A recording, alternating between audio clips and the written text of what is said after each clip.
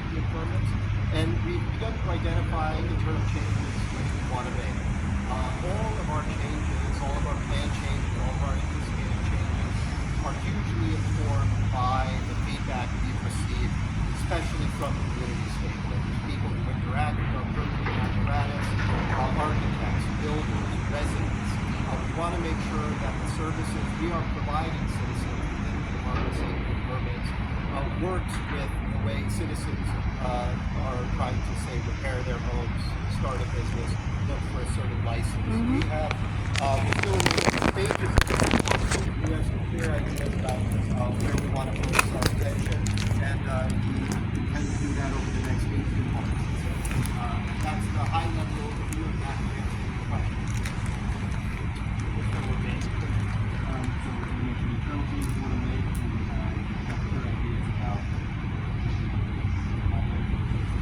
Sure, so one thing which has already been mentioned is elevating the SDR program and the special events program so that they report directly to safety and permits teams. That's we're at the very initial stages of that change. It's being discussed with civil service now. But we want to make sure that our discrete projects and programs within safety and permits, of which those are two, also the Healthy Homes program, which is designed to protect monument venues, which kicked off early this year and is in full operation, is able to elevate any resource needs they have directly to leaders. So that's one. Another thing we want to do is make sure that residents have a single point of contact within safety and permits for all their permitting needs. So when they submit a permit request, it may touch a number of divisions within safety and permits. It may touch plan review, building, zoning. We want to ensure that that resident has a single person who can answer any questions related to a permit and shepherd that permit through the process. So to have someone internally making sure permits get pushed along and working through any issues when they arise, making sure we get the input from the residents that we need.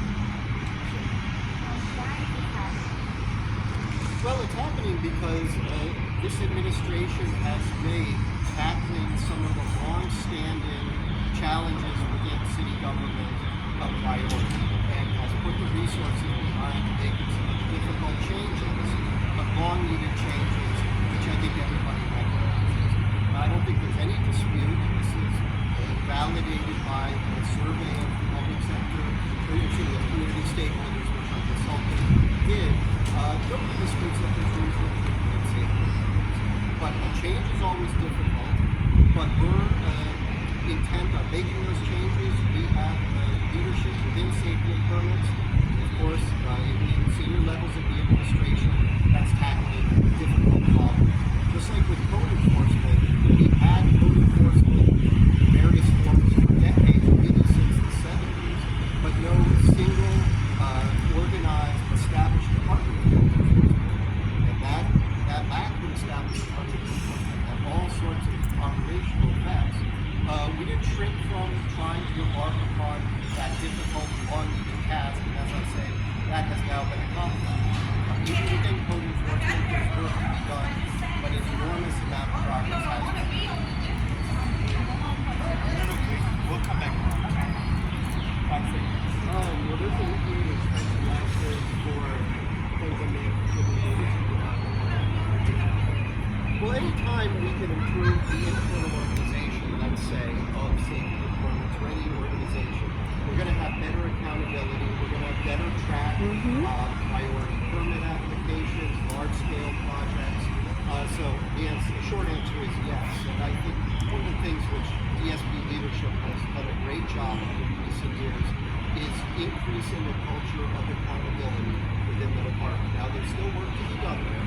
So it's not mission accomplished yet, but we're clearly moving in the right direction. At the end of the day, it comes down to making sure that permit applications are complete, they're being properly investigated, they're being properly validated. The leadership is able to have their eyes on the most priority applications. So we are certainly on the right direction. Is there like a specific timeline deadline that you all aiming to implement these changes? Well, I'd say, first off, these things are never done. So we always have to be nimble, we always have to make changes to our organization.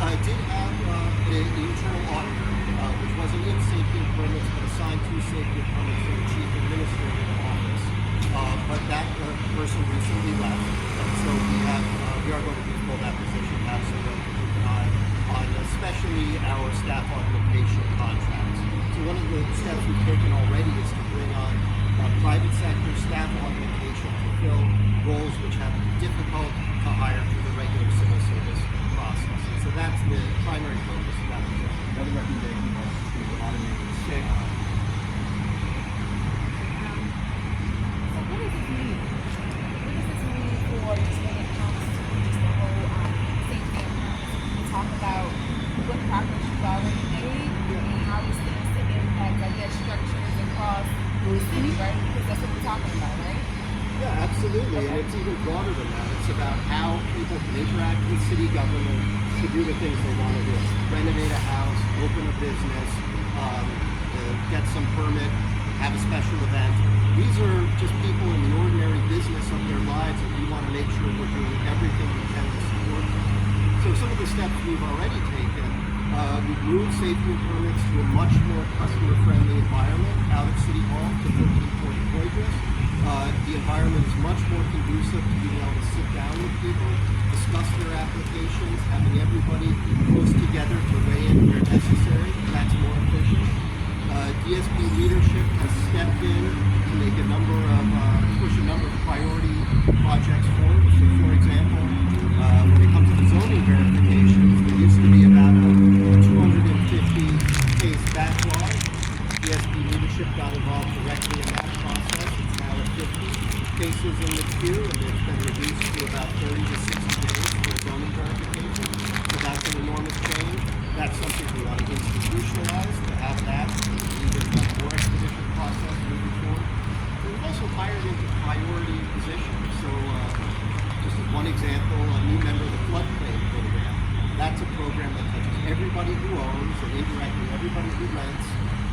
Their lives and their buildings are affected, of course, by flooding. And so that's going to make sure we have an effective flood program that's going to benefit all of us. So those are some things which we've done already, and then, as I mentioned, there are certainly a number of steps we still need to take. How are these changes help with blight? Well, in safety and permits, blight is not the primary concern. Code enforcement is responsible for blight. But I think it's a good example of how transformative change can really improve something. So the metrics on fighting blight are up enormously since we implemented those reforms in code enforcement. 2021, I think we had about 1,700 overgrown lot cuts. Last year it was almost 6,000. We've had more blighted buildings demolished than before, and we've tackled some of the most difficult cases of blight. So we have this Dirty Dozen program, the 12 most blighted properties. They've been blighted for decades in many cases, and we're going to knock those out one by one. One of them, 1031 North Claiborne, we recently demolished, and we're making active efforts every day to bring down the rest, or some of them, it appears, are going to be brought back into compliance with the law by their owners. So I think blight, although it doesn't touch safety and permits directly, validates the usefulness of these big changes, long-needed changes, often difficult changes, but the sort of changes which I think everybody agrees we need in our city.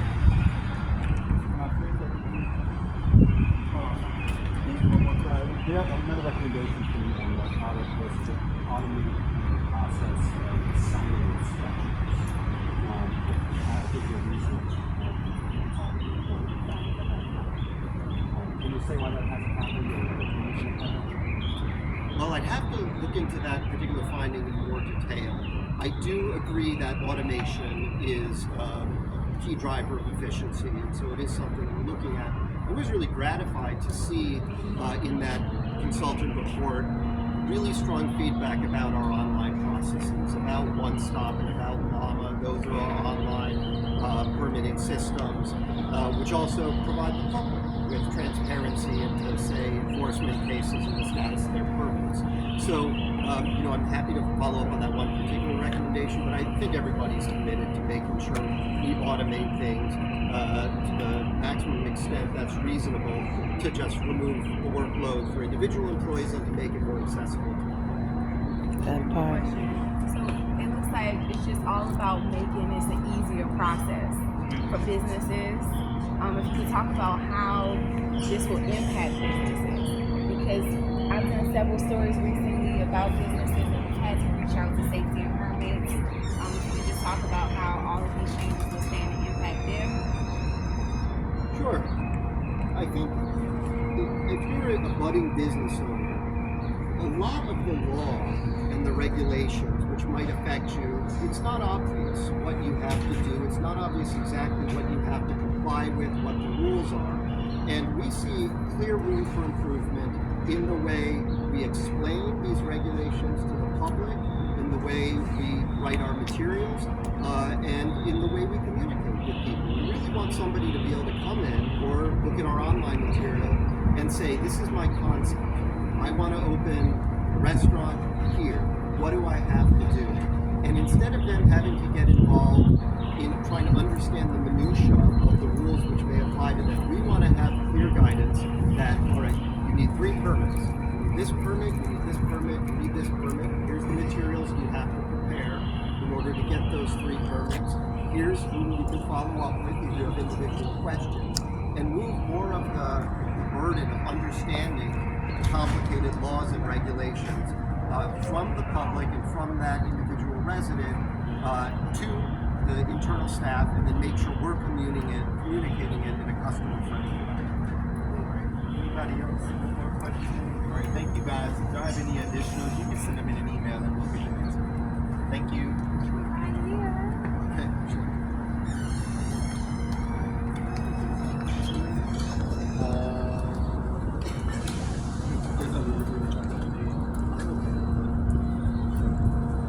Excuse me, sir. I'm a resident as well as a business owner. I'd just like to have your card. I like everything that you're doing here with bringing out the media to kind of talk good. about Yeah. some of the information. Just want to say thank you, sir. And I'm going to cut the